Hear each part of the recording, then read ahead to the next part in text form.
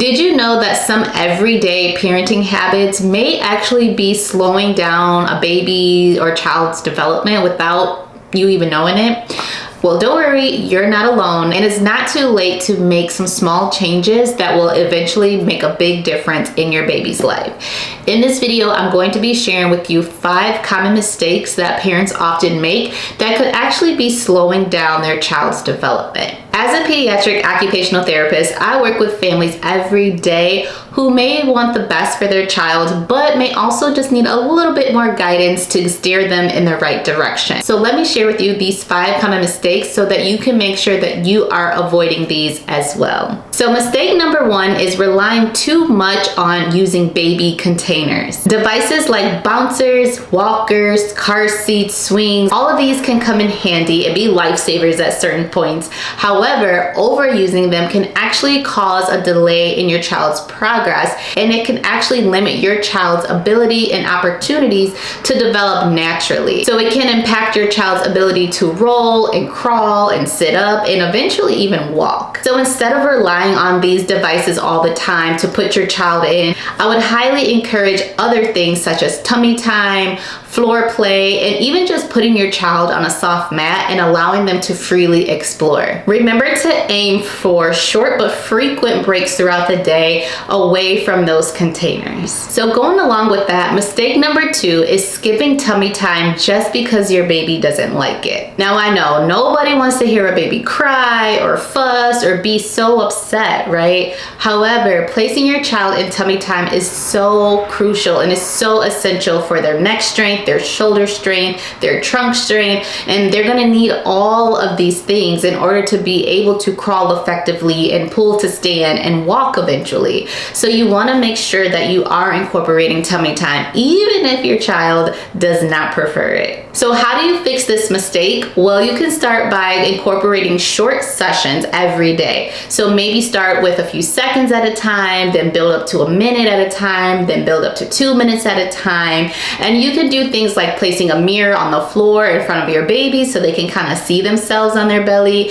You can also do things like place their favorite toys around them so they feel a little bit more motivated to be on their belly. You can also think about other ways to put them in tummy time besides just flat on the floor. So think about maybe lying them on your chest. You can also think about laying them over on top of like an exercise ball. So those are some other factors and some other ways that they can get in that tummy time. But it's so important that you do, and start gradually and work your way up as they continue to tolerate it more and become a lot stronger. Mistake number 3 is comparing your baby to others. Now every baby develops at their own pace, and it's easy, so easy for parents to compare and look at other babies, especially when they feel like those other babies are hitting those milestones a lot faster than your own. But what I highly recommend you do is don't use those milestone charts as strict rules. Use them as guidelines and use them to just try to check to see if your child is making the progress that they should be making. But if you have serious concerns that your child is not meeting their milestones or they're not making progress at all, then I highly recommend that you reach out to your pediatrician or a medical professional who can guide you in the right direction. Mistake number 4 is not engaging enough with your baby during playtime. In the world that we live in today, it is super easy to get caught up in distractions, right? We have a million things going on in our brains. We have a million schedules that we have to attend to. There's things popping up on our phone. And sometimes we, not purposely, but sometimes we get easily distracted or get sidetracked and kind of leave our babies on their own to kind of explore and play, which is not a bad thing. However, our babies learn the most during meaningful and intentional social interactions with one another. So leaving the baby to play alone too much may limit their cognitive skills, it may limit their social skills, and even their emotional regulation skills. So how do we fix this? Well, I highly recommend that you engage in some very simple yet effective activities such as singing to your baby, reading to your baby, playing peekaboo with your baby.